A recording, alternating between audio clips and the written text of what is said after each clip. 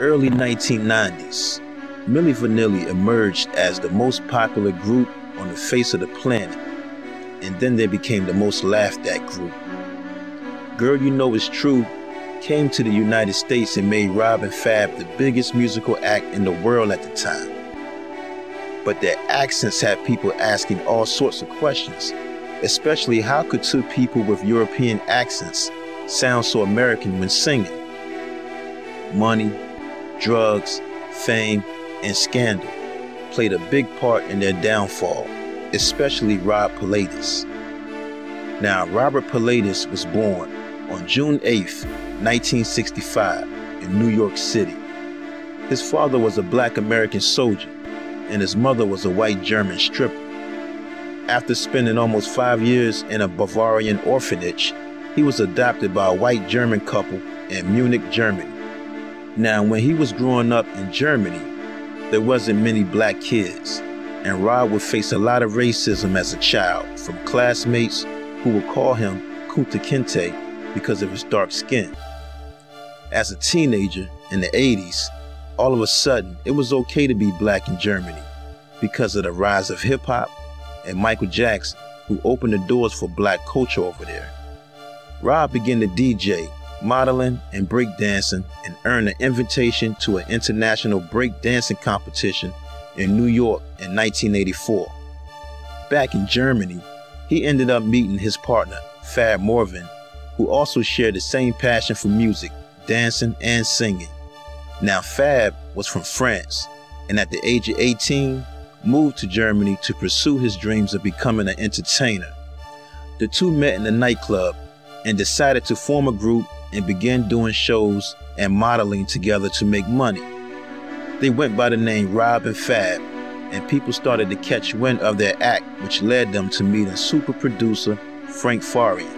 Now, Frank Farian was a well-established producer and songwriter, known as the founder and the voice behind the 1970s disco pop group Boney M, which was a Euro-Caribbean vocal group he created, selling more than 80 million records. At the time, Rob and Fab was desperate for stardom and agreed to work for Frank and received a small advance of $1,500. Frank Farian had a lot of scandals throughout his career. He had a tendency to find bands who had the singing talent but didn't really have the look or image, and he would hire dancers and performers to be the face of those groups for marketing purposes. Now, when Rob and Fab met with him in the studio, his first impression of them was they had the look, but they sang terribly. But Frank had songs already recorded for them to lip sync. One song in particular, titled Girl You Know It's True, in which Frank Farian stole from an American group called Newmarks.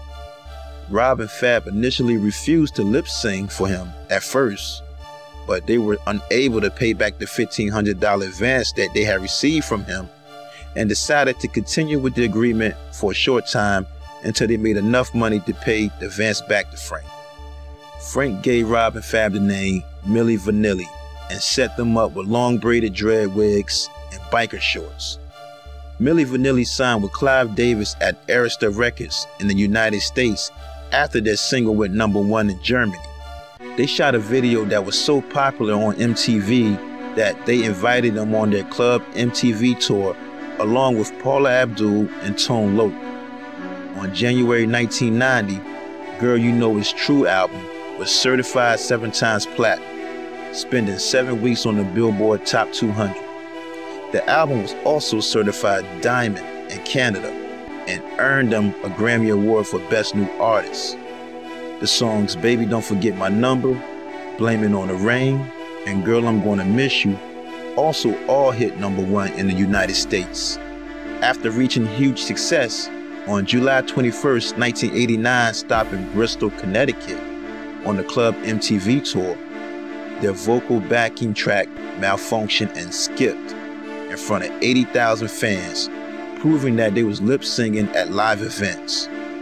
The scandal got worse when Charles Shaw, the real singer behind Girl You Know It's True, went public and exposed the group, but he retracted his statement after Frank Farian paid him $155,000 to stay quiet. Now feeling the pressure from the media, shows like Arsenio Hall and In Living Color would make jokes about them, so Rob and Fab told Frank to let them sing on the next album.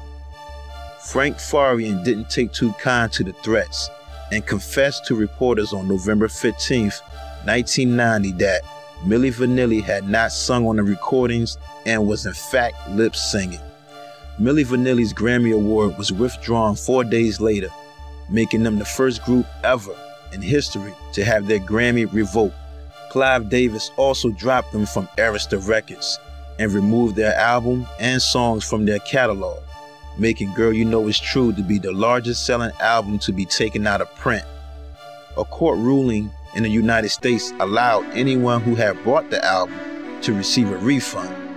The following year, they tried to come back as Rob and Fab with a self-financed single called We Don't Give Up a Fight, on which they actually sang, but the music failed to make a buzz. After that, Rob became depressed and struggled with substance abuse and suicide attempts as a result of not being able to cope with the negative media attention he received. In 1991, Rob called the Los Angeles Times, threatening suicide. He had to be retrieved from a hotel balcony by police. In December 1995, he attacked a man with a metal lamp, and the following month, he vandalized the home and slapped the man. The month after that, he slapped another man who caught him trying to break into his car, pleading no contest to the 3 attacks, all of which took place in LA. In related charges in 1996, he was sentenced to 3 months in jail and 6 months in rehab. While in drug rehab for cocaine abuse, he was interviewed on German TV, where he shocked viewers by saying that he wanted to die. By that time, some believed that he'd been in rehab over 10 times by then. And on April 3rd, 1998, shortly after he finished yet another stint in drug rehab, Rob was found dead in a Frankfurt hotel room from consuming a fatal combination of alcohol and prescription pills.